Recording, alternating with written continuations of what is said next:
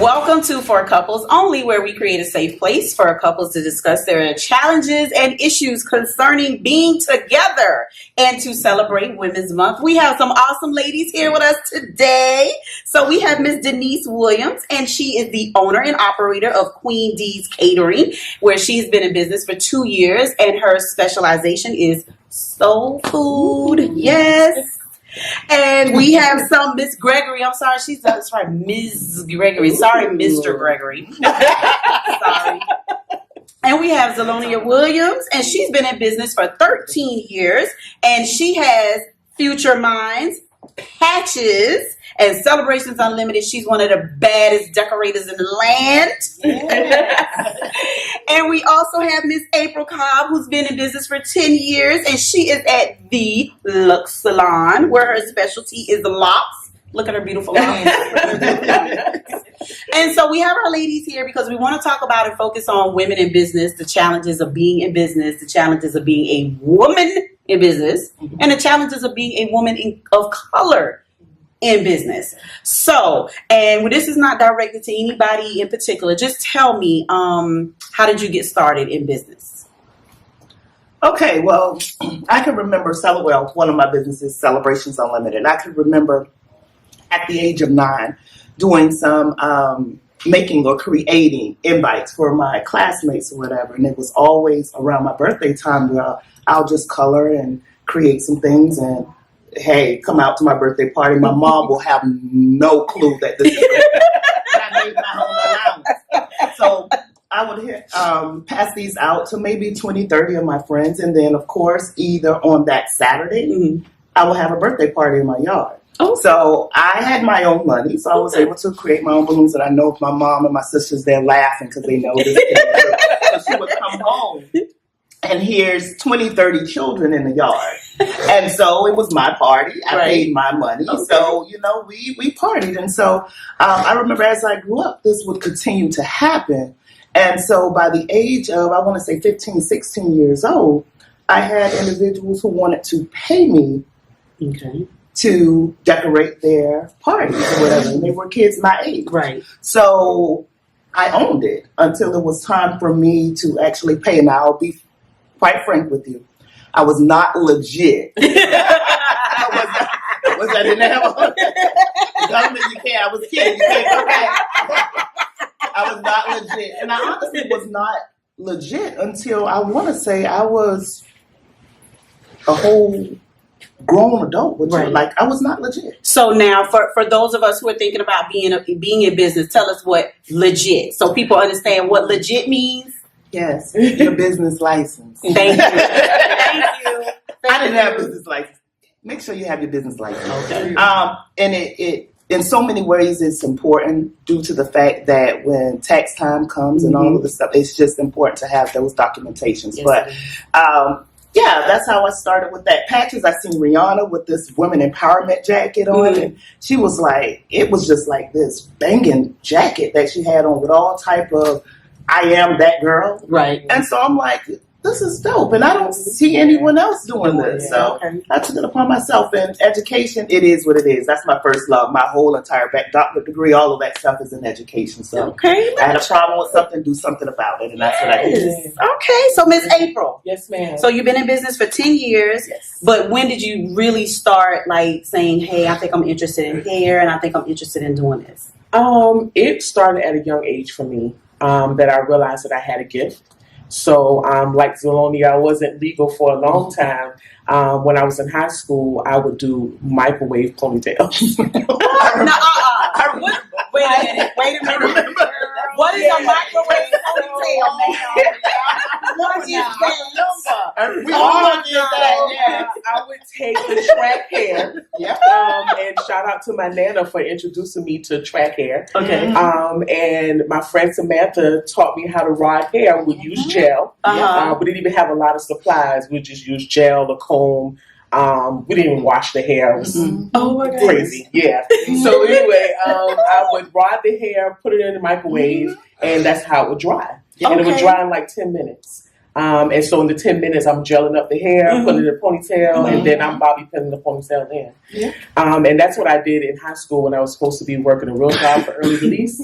But Saturday mornings, my mom's living room would be packed with people getting their hair done for $10. Okay. And that's what I did for a long time. And then I started, my mom was like, you got to go to school, you got to go to school. So I went to school, started working for Georgia Medicare, doing all the corporate stuff. And I still did hair on the side. It was always a gift and a passion that I had.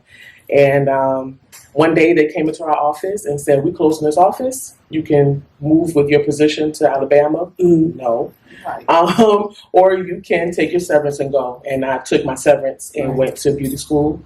And I think I did beauty school in like 11 months. Okay. And after that, went to work at Luxus Salon, and I've been there for 10 years. Awesome. All right, Miss Denise Gregory. Now, how long have you been cooking? Probably for free for other people. Yeah, I was Right. legitimate. Come on. Come on. I was cooking for free a long time. And then, you know, my grandkids was like, Grandma, you just need to start a catering business because this is good. This is good. This is good. This is good. They were my test tasters. And whenever I create something, I'll say, come taste this. And then, oh, Grandma, yeah. I said, do it need anything else? Maybe just a pinch of sugar. And I put a little sugar in there. Now that's it right there, Grandma. And I'm just doing it for free. And then I say, okay, well, let me start selling some dinners at my house. So I selling dinners. That was good. Everybody's like, you got it. You got it. What you scared of? Sometimes we can be our own hindrance. True. Because we feel like True. we're not confident enough. And there's so many other people out there that's doing the same thing. But then you have to realize that even though there are other caterers and there are other people who know how to create patches, other people know how to do hair. But it's something about your technique that's going to draw people in. Yeah. So I had to get in my mind, and I want to give shout outs to Kiara. I was in a bad place one time. I'm like, you know what, I'm just tired. It's not working for me. I can't do it. And I think I was sick with COVID. Kiara Clark called me. Well, she, what, you know, the little voice that, you know, I was new to the iPhone store. And I see the thing pop up and the little face like this. I'm like, what is this? And so I opened it and I listened. And she was like, listen, it's time for you to rise up. It's time for you to fly. Okay. You got so much talent in you. And don't give up. She said, I know how you feel right now. Because I've been there, done that. So all the time, it don't take people of your same age to encourage you. Yeah. She's the millennial. She had to encourage the older, the OG generation. She had to encourage me. And you know, when she was saying that, I was listening, tears were just rolling. Because I know she was telling the truth. Yeah. And seemed like that just birthed life into me. So I said, well, okay, well, Lord. Now, Kiara done set the sign, which while other people already had given me the sign, but I was ignoring because lack of confidence. I know I'm a queen. You can't tell me I can't dress and I can't do this and I can't do that. I can't cook for my family. But when it's come to putting myself out there on the line, I was like, I can't do it. But then I work in food service and I'm always working with food. I love to work with food. She was like, no, you're not going to sit back this year. You're going to fly. Okay. And I said, okay. So I said, well, okay, what's the name? I came up with several names. I said, no. So we was on 45th Street, St. Clair Praise Mill, but I had a different name. I had my grandmother's name, Mary Lou's Catering. And Bishop Grant came to me and she said, that's not the name for your business. She said, that was the name for this season. You need to go back and revamp. Think of something else that's going to be catching. And after Kiara called me, I said, Lord, what? He said, well, you say you're a queen. Your name Denise. So put it Queen D's Catering. All right, Queen D's Catering. And I am licensed. She's legit, y'all. I'm legit. And so now I can probably say that I am the personal caterer for Les Vent.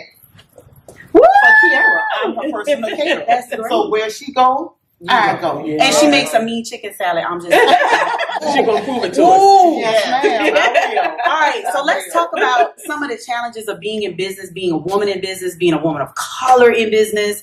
Like, what kind of obstacles have you all just come up against as being a woman in business?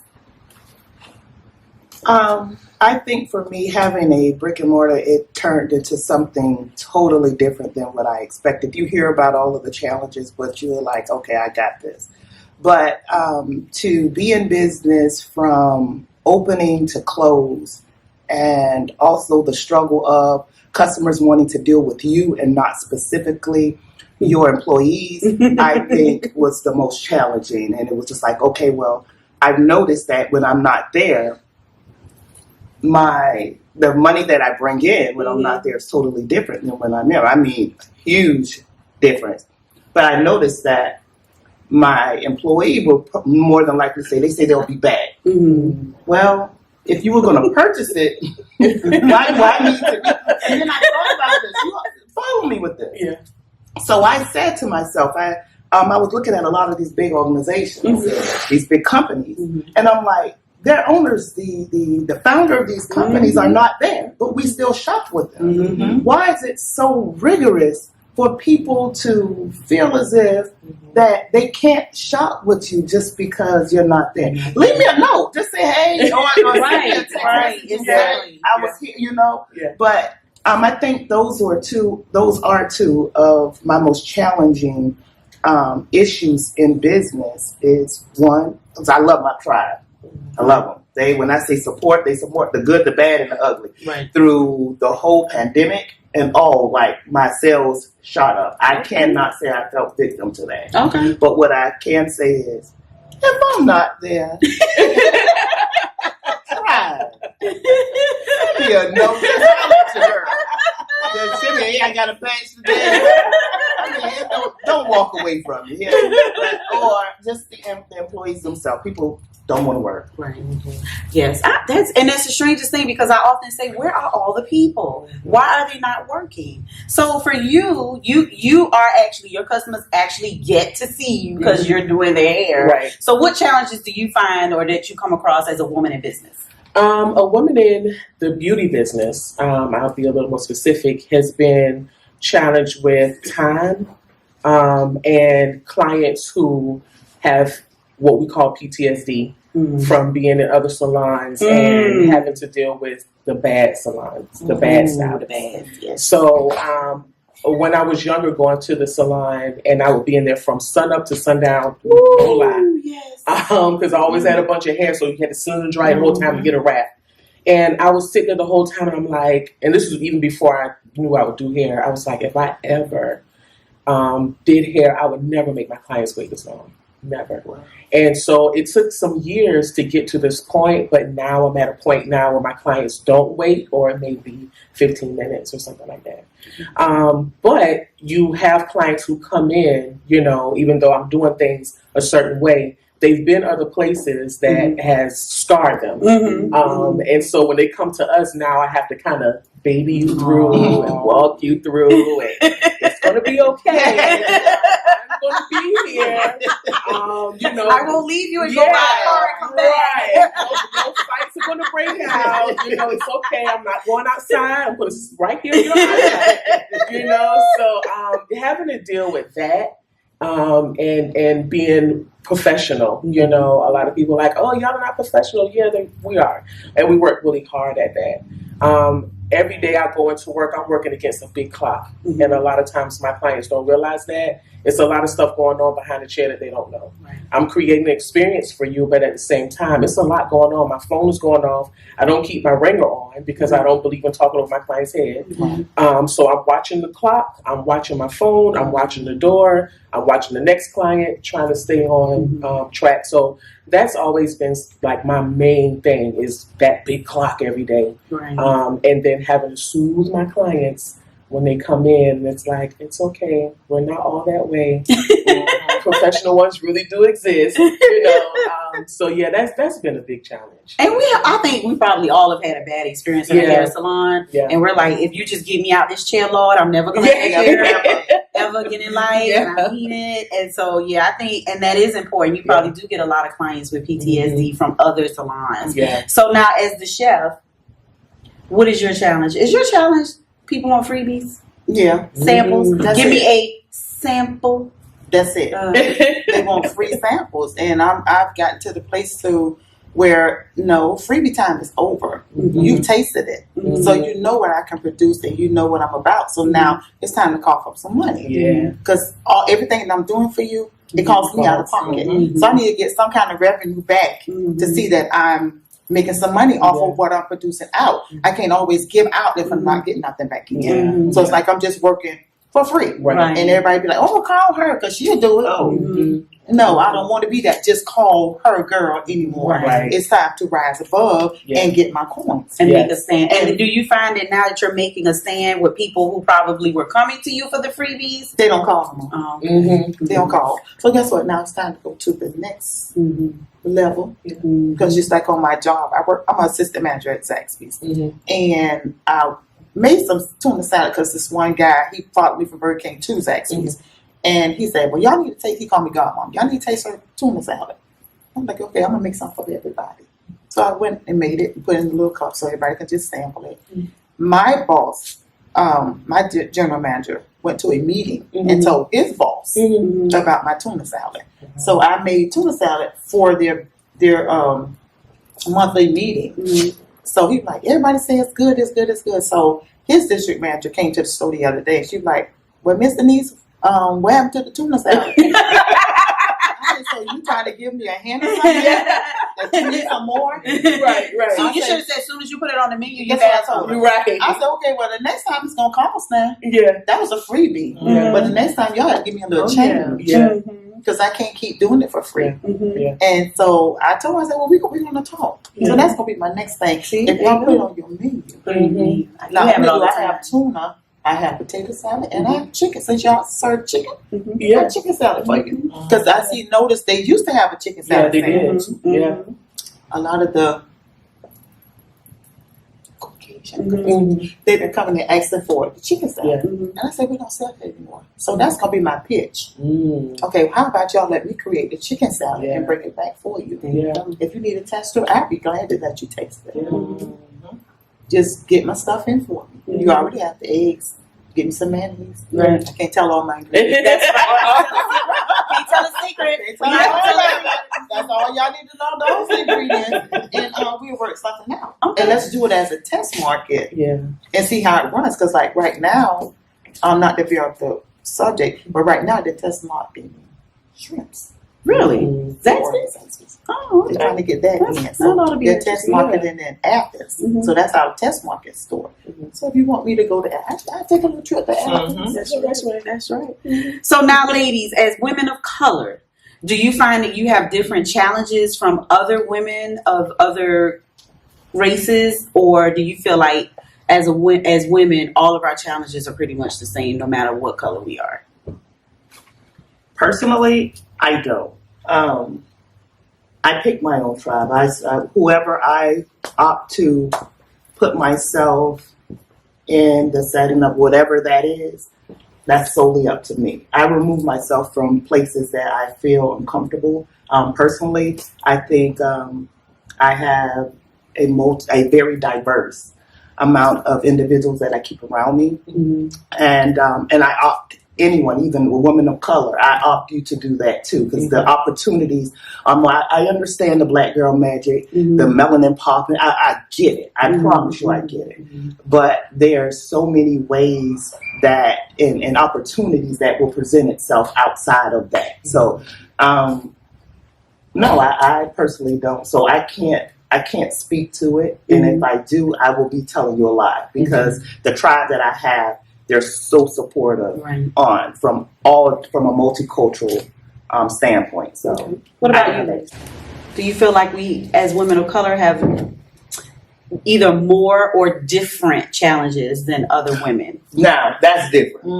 Now that's different. I hit on something. Yeah. Okay. Yeah. Now that All right. yeah. All right. And then yes. That's, So we you have hit on different the- challenges.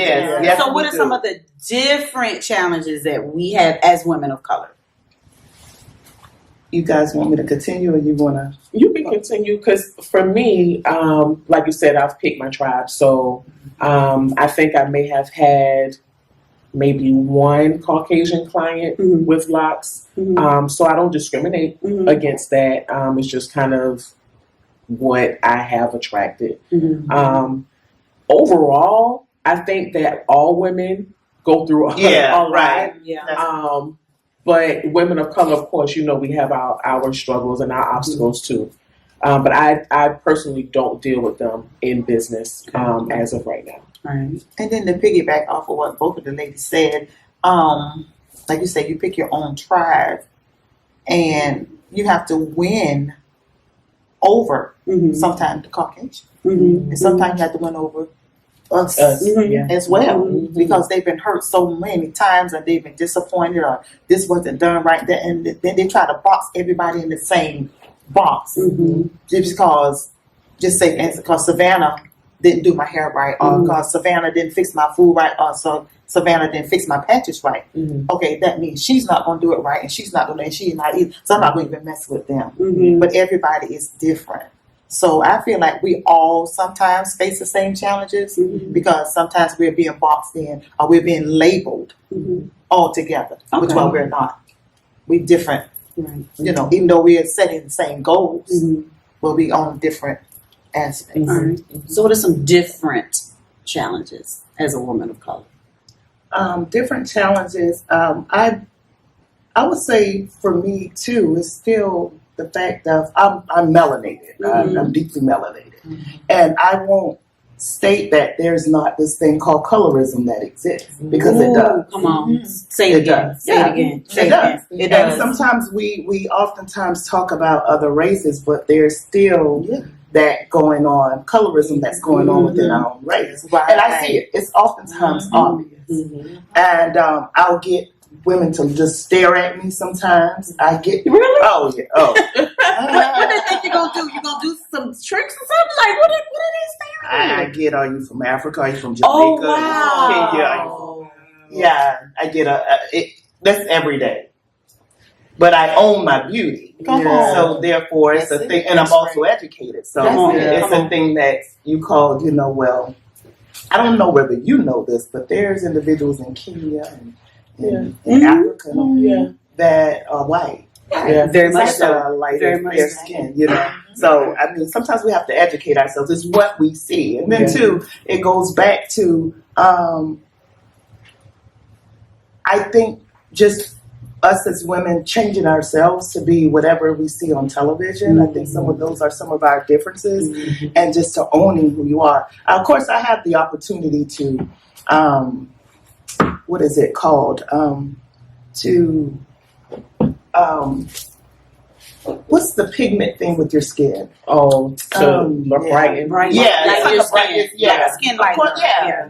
And I'm finding, I'm seeing a lot of research where there's a lot of women that's doing this to themselves or whatever. Yes. And it's just so that television states that, women of lighter complexion are more prone to be, that person in front of the the likelihood of you being that person is greater. Mm-hmm. And so as I go through all of those things, and that's why some of the patches that I create, a lot of them are melanated patches. Like, girl, I love own it. them. I love This is them. all about women empowerment. So Yeah. those differences, those struggles are oftentimes within. It Yeah. has nothing to do with the outside world. Right. We deal with our own struggles. Yes, and we I do. think until Yes, we we do. handle those things, my differences will be fighting your own vices and dealing with your own insecurities. Man. And once an individual deal with that, him or herself, I think you will turn out to be so much better. And that's why I have no problem with walking into any type of room and owning it. Own it. Yeah. That's it. And you do, because I've been in those rooms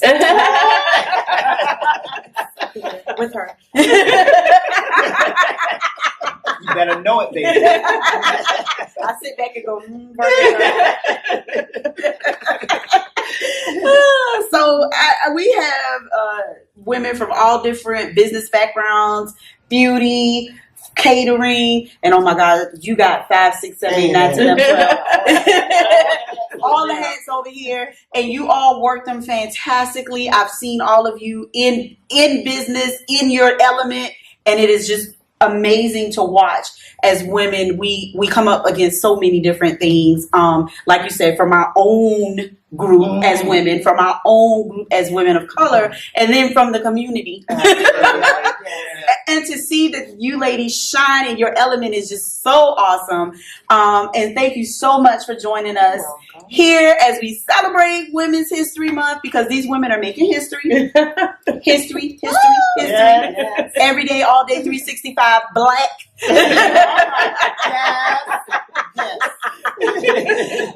Thank you for joining us on For Couples Only, where we are celebrating women. Tune in next time.